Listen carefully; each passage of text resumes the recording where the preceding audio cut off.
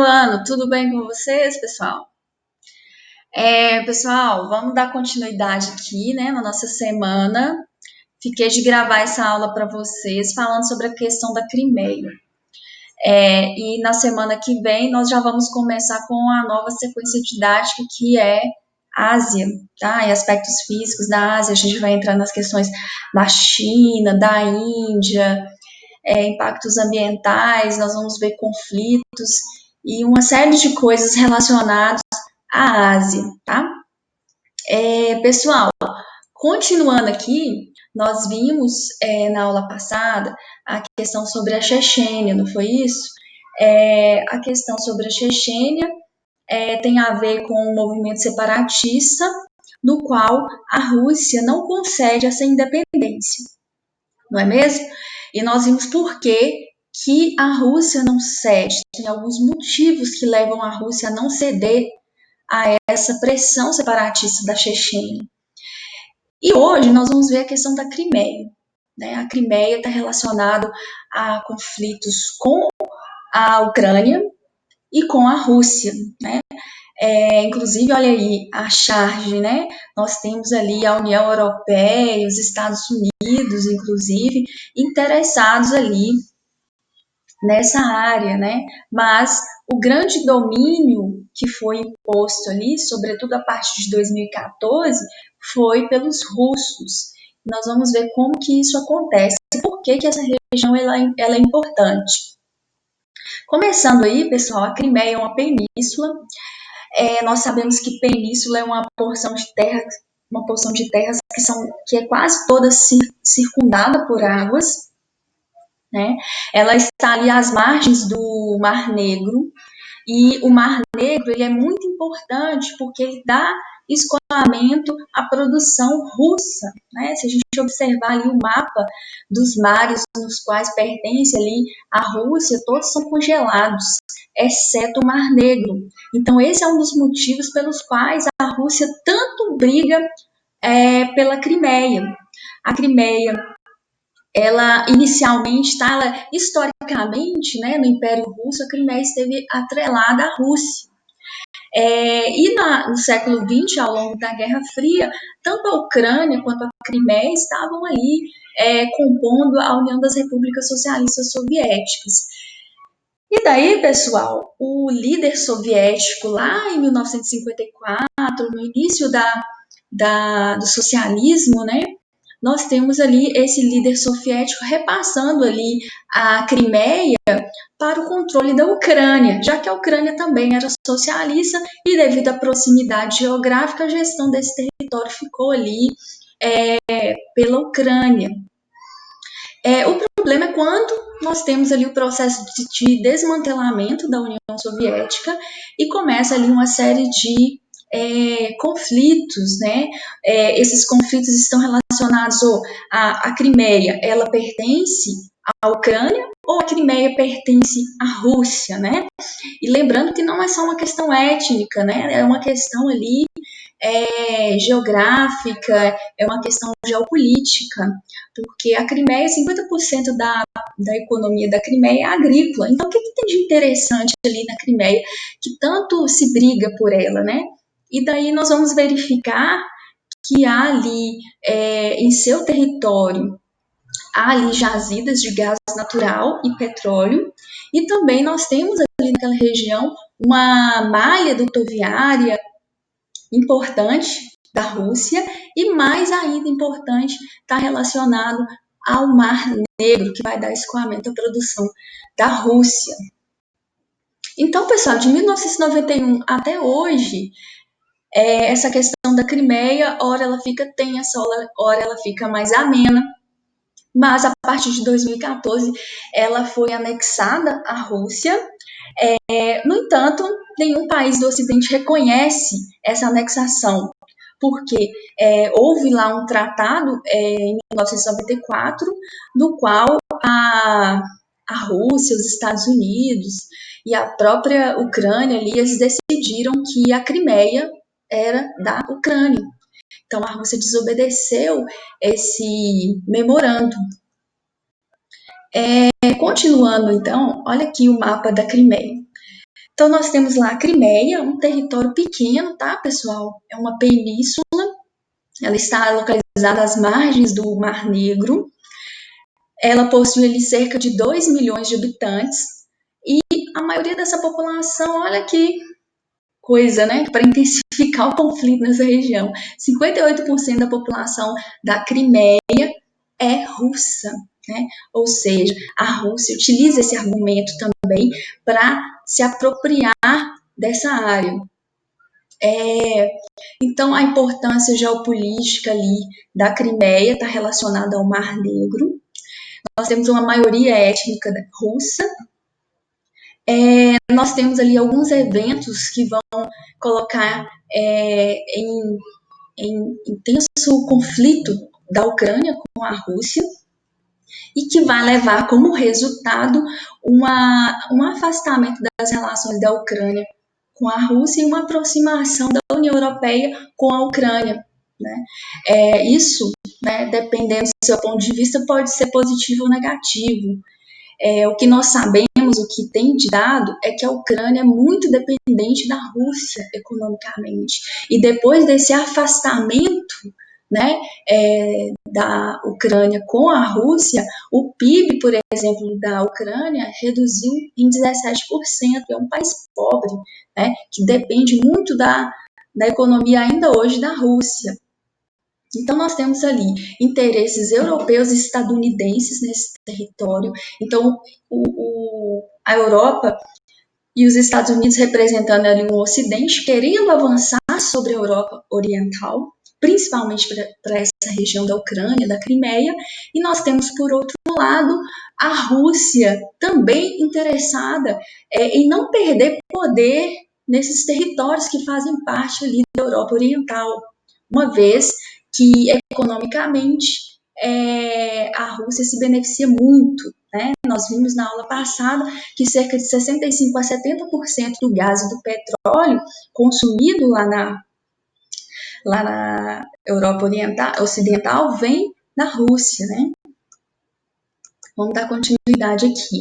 Eu coloquei aqui, eu peguei de uma reportagem da editora Abril e resumi um pouco a história para vocês terem ideia como que esse conflito ocorre na prática. Então, gente, a reportagem ela fala assim que a Gazprom ela é uma estatal russa. Essa estatal ela fornece 30% de todo o gás consumido na Europa.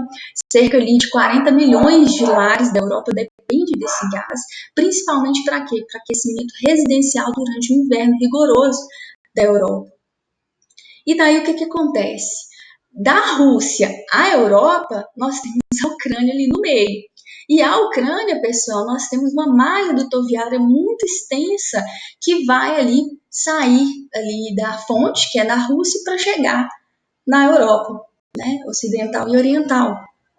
Então, a Ucrânia ela não é um país rico, ele não tem grandes riquezas em seu território, mas ele é muito importante, porque ela está ali na fronteira entre a Ásia, entre a Europa, e no meio dela nós temos infraestrutura que vai ali abastecer a Europa. E aí o que acontece? A Ucrânia ela depende muito do gás também da Rússia, e por vários anos a Ucrânia vem dando calote no gás da Rússia, né? Porque a Ucrânia compra o gás da Rússia. E em função desses calotes, do não pagamento das dívidas da Ucrânia em relação à Rússia, a Rússia simplesmente resolveu aumentar o preço do petróleo e isso gerou uma grande crise, isso foi em 2005. Isso aumentou muito o gás da Ucrânia, né? Mas, apesar desse aumento, a Ucrânia continuou não pagando a dívida. E aí, o que aconteceu? A Rússia foi lá e fechou a torneira, não abastecendo mais a Ucrânia. Só que não abastecendo a Ucrânia, quem não é abastecido? A Europa Oriental e Ocidental. Então, nós temos ali uma dependência da Europa por desse gasoduto que passa na Ucrânia. Não somente a Ucrânia ficou prejudicada, mas também toda a Europa.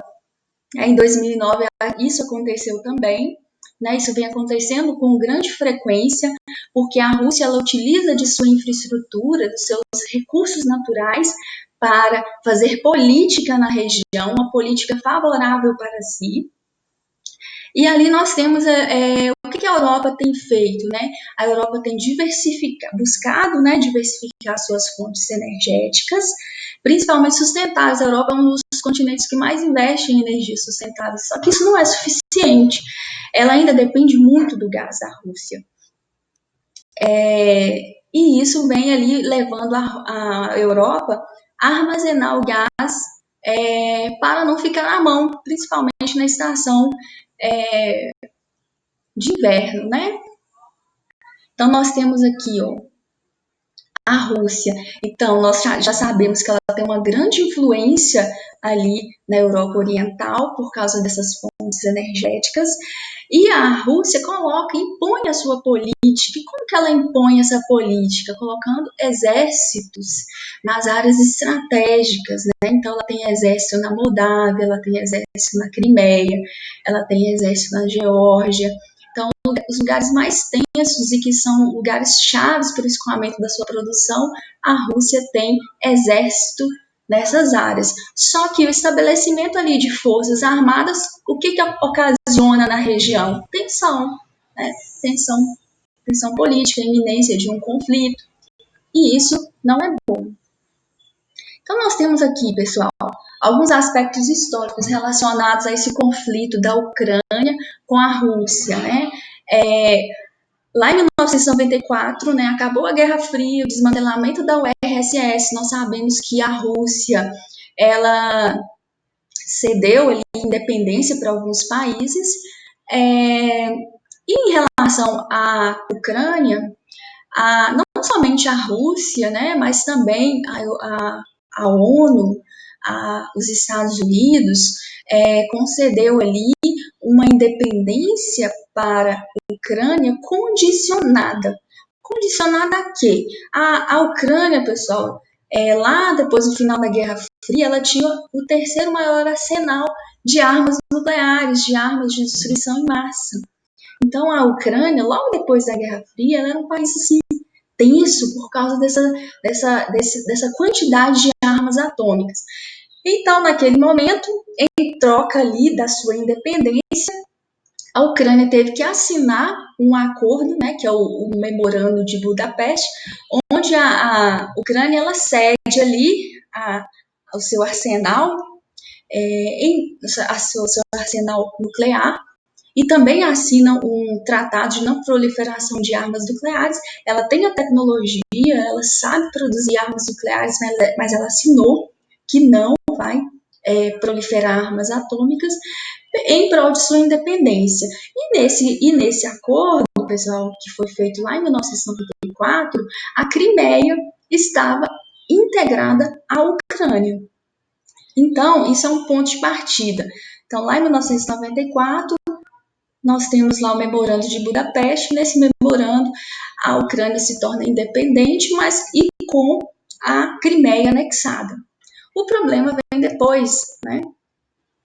Porque os aspectos geográficos dessa região é muito interessante para a Rússia, né? Como eu falei para vocês, o Mar Negro é um mar quente e ele dá vazão à produção ali, né? Principalmente de gás, de petróleo, mas também de produção agrícola da Rússia em direção à Europa Ocidental.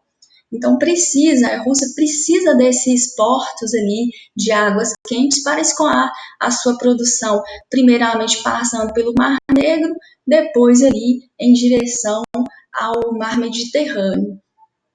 Então nós temos esse uso ali do porto, né, que está ali na Crimeia, nas margens do Mar Negro, para o escoamento da produção.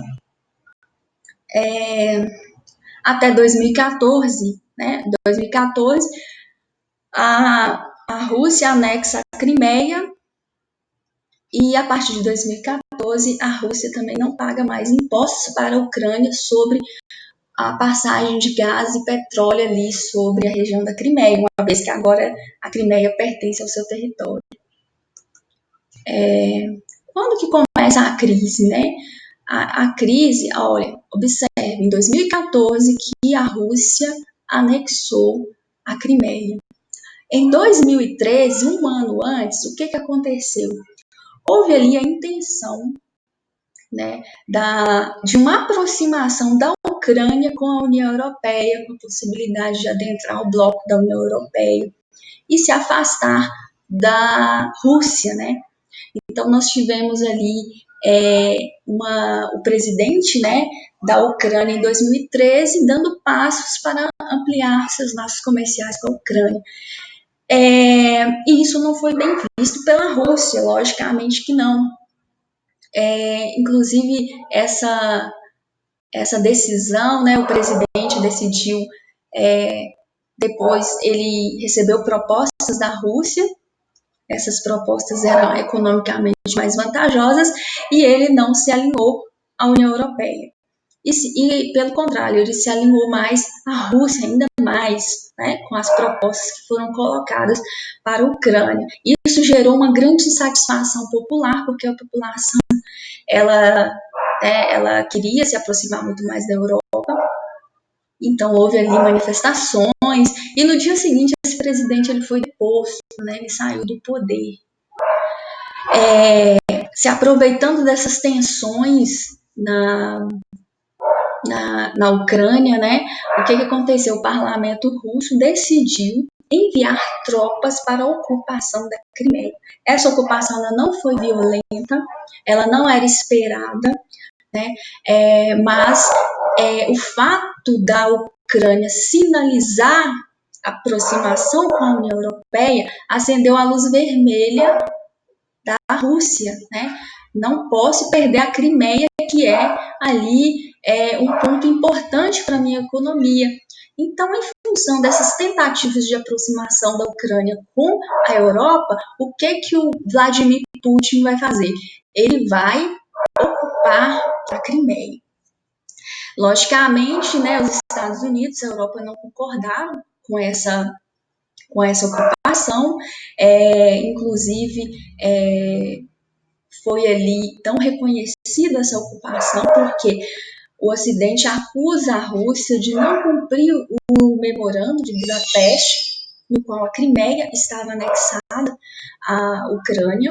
Então a Rússia simplesmente ignora. Ela vai lá e ocupa com suas tropas e ganha esse território. Gente, vamos dar uma paradinha aqui para fazer uma segunda aula para o vídeo não ficar muito grande, tá? A gente já começa.